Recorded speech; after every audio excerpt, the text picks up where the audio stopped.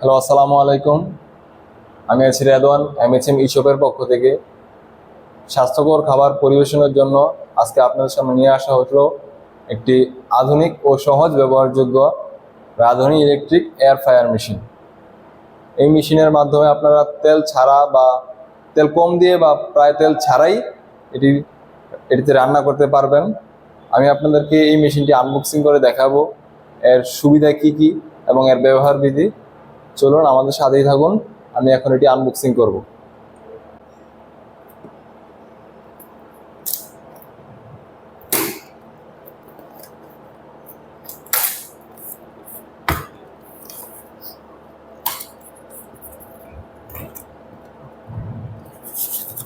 শুরুতে দেখতে পাচ্ছেন এটি একটি মেশিনটি ব্যবহার করার ক্যাটালগ।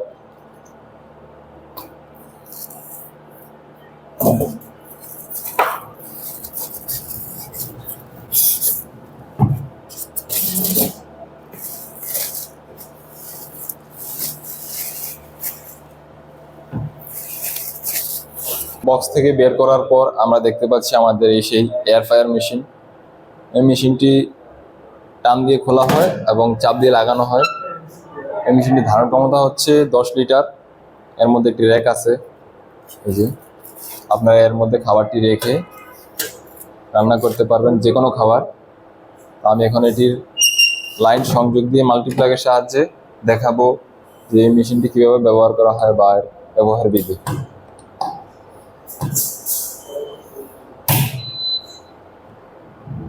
দেখতে পাচ্ছেন আমাদের মেশিনের লাইনটি আসছে, এই জন্য স্টার্ট বাটনে অন অফ হচ্ছে। স্টার্ট বাটন আছে, তারপর এখানে বিভিন্ন খাবারের আইটেম দেওয়া আছে। ফিশ আছে, চিকেন ফ্রাইস আছে, চিকেন আছে, পিৎজা আছে, এখানে মাটন আছে, ফিশ আছে, নাট আছে। আপনারা চাইলে অন্যান্য যে কোনো খাবার রান্না করতে পারেন। এখানে টাইমার সিস্টেম দেওয়া আছে, প্রতিটা খাবারের টাইম আপনারা এখানে দেওয়া আছে। 10 থেকে 20 মিনিট, 20 থেকে 25 মিনিট, 35 থেকে 45 মিনিট। তো আপনারা এখানে মেনু বাটন আছে, এখানে ক্লিক করে আপনারা আইটেম চেঞ্জ করতে পারবেন। বা আপনারা যদি এর বাহিরে কোনো আইটেম রান্না করতে চান তাহলে এখানে টাইমার সিস্টেম দেওয়া আছে, এতে চাপ দিলে আপনারা টাইম বাড়াতে পারবেন, কমাতেও পারবেন। দেখতে পাচ্ছেন আমাদের মেশিনটি অন হচ্ছে, ভিতরে লাইট জ্বলছে।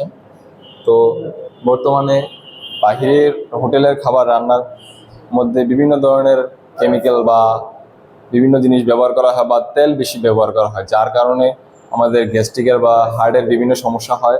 তো সেই সমস্যা থেকে বাঁচতে হলে আমাদের এই মেশিনে রান্না করে খুবই কম তেলে অথবা প্রায় তেল ছাড়াই রান্না করা সম্ভব।